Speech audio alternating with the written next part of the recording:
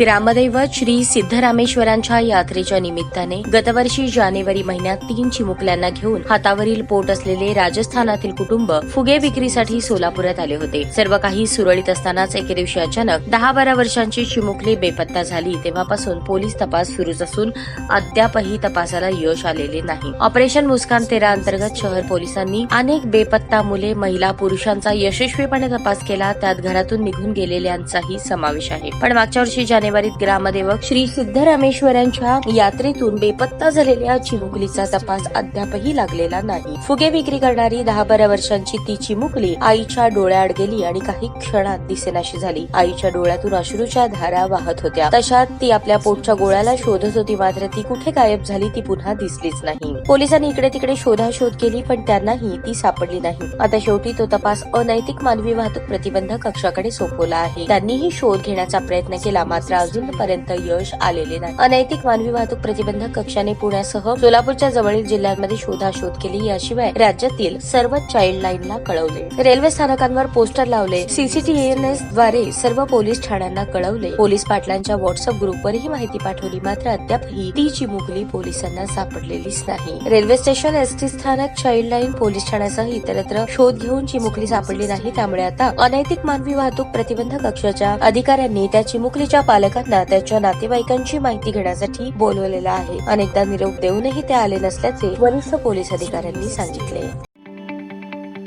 ताज्या बातम्या पाहण्यासाठी प्राईम महाराष्ट्र न्यूज चॅनलला सबस्क्राईब करा।